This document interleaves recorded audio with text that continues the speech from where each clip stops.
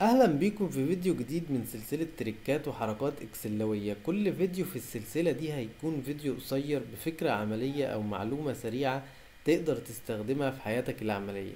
فيلا بينا نشوف المعلومة اللي معانا في الحلقة دي.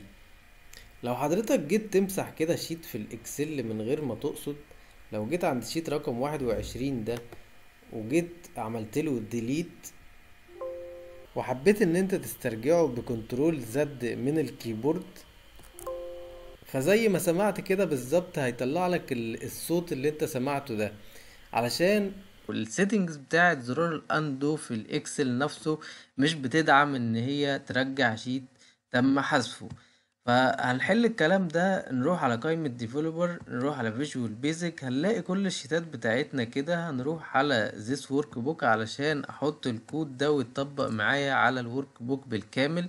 تمام، بعد كده خلاص اطلع بره، وبعد كده لازم ان انا اسيف الشيت بتاعتي بصيغة الماكرو كده، اللي هو اكسل ماكرو انيبل ورك بوك.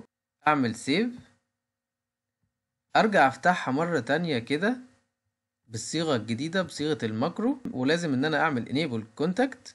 وبعد كده لو انا بقى جيت احذف اي شيت بالغلط كده، لي الاكسل نفسه انت يا باشا تم انشاء نسخة احتياطية من الشيت بتاعك قبل الحذف، فانت موافق؟ نقول له موافق، هيرجع لي بنسخة باك اب كده في الاخر اقدر ان انا اعتمد عليها لو انا حذفت الشيت بالغلط. متنسوش بقى اللايك والسبسكرايب عشان يوصل لكم فيديوهاتنا الجديدة. سلام عليكم.